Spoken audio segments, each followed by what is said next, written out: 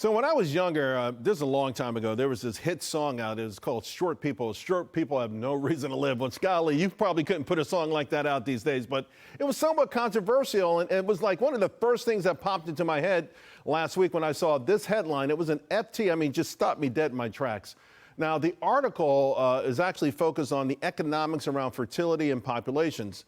Obviously, younger populations that are entering the workforce, you have they become powerful economic drivers, right? They're known as demographic dividend. But when fertility remains under trend for a long period of time, like we're getting here in this country right now, it creates problems with the replacement rate, right? You got to replace people. And that's a phenomenon that's known as demographic drag. Now, the article is based on research, actually a research report that was just published last month in the National Bureau of Economic Research. By the way, those are the same folks that timestamp economic cycles, like when are they going to timestamp that recession of 2022? Never mind. Anyway, it does pose this question, right?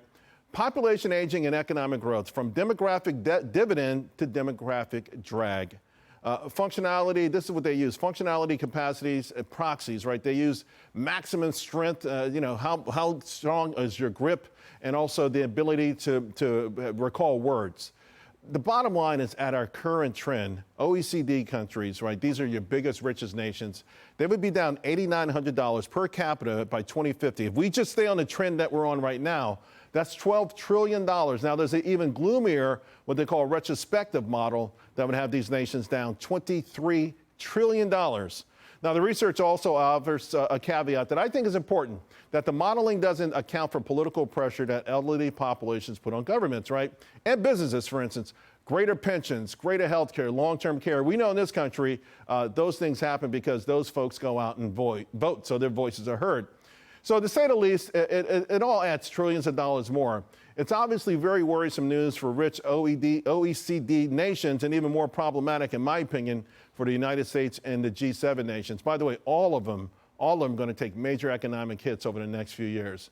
So there's another part of this story, though, and that's the notion of kicking folks to the curb. I'm talking 65 and older. You know, we were just talking about Silicon Valley and Wall Street and how enamored they are with these new young superstars who are untested in business. You just heard WeWorks mentioned, right? Untested in business, new ways of doing things, new ways of making mousetraps. We don't know if they work or not, but they love them. They put billions of dollars behind them. And now, of course, you got artificial intelligence. So we're going to see even more money flow towards these endeavors. But consequently, that means that established endeavors run by older folks with wisdom and expertise are going to be kicked to the curb. That's not creative destruction. That's creativity destruction. American population is aging, right? It is aging rapidly. Now is not the time to sort of usher in this sort of thing of kicking wisdom to the curb, because I got to be honest with you, we need to be holding on to people who know how to do things for a lot longer than we are.